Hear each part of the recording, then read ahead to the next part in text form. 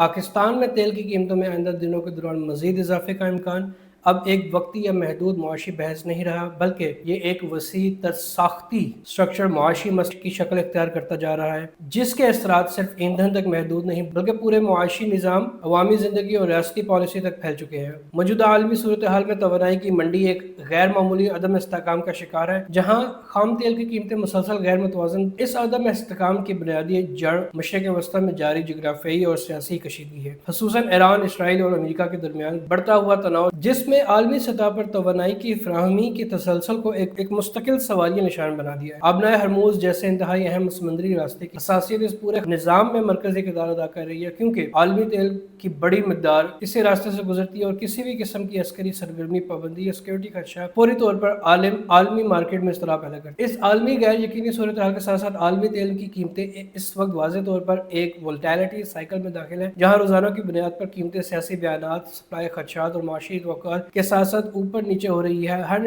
Burnt crore اور WTI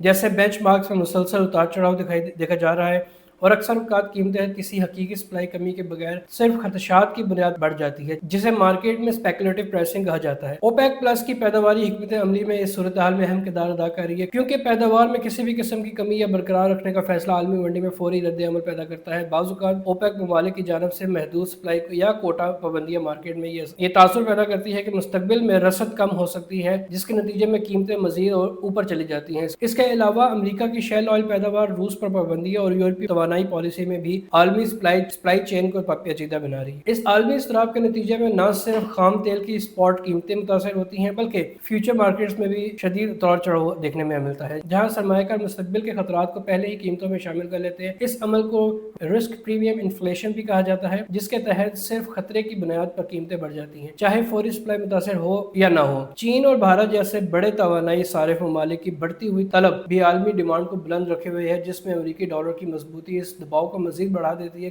کیونکہ تیل عالمی سطح پر ڈالر میں ٹریڈ ہوتا ہے اور مضبوط ڈالر کی دیگر کرنسیوں کے تیل کو مہنگا بنا دیتا ہے۔ مزید برآں عالمی سطح پر ایک اور اہم عنصر توانائی اسٹاک پائل اسٹریٹجی کی پالیسی ہے۔ امریکہ اور کچھ یورپی ممالک جب اپنے اسٹریٹجک آئل ریزرو کو استعمال کرتے ہیں یا دوبارہ بھرنے کا اعلان کرتے ہیں تو اس سے بھی مارکیٹ میں قیمتوں کا توازن متاثر ہوتا ہے۔ اس طرح عالمی شپنگ اور لاجسٹک کے اخراجات میں اضافہ بھی خام تیل کی مجموعی لاگت پر اثر ڈالتا ہے، کیونکہ ٹرانسپورٹیشن کی مہنگائی آخرکار صرف ممالک تک منتقل ہو جاتی ہے۔ بعض اوقات قدرتی آفات، سمندری راستوں میں رکاوٹیں یا ریفائنری بندشیں بھی سپلائی میں وقتی کمی پیدا کر کے قیمتوں کو اوپر لے جاتی ہیں۔ پاکستان جیسے ممالک کے لیے یہ تمام عوامل ایک مرکب معاشی دباؤ، کمبائنڈ اکنامک شاک پیدا کرتے ہیں۔ پاکستان چونکہ توانائی کا بڑا حصہ درآمد کرتا ہے، اس لیے عالمی قیمتوں میں معمولی اضافہ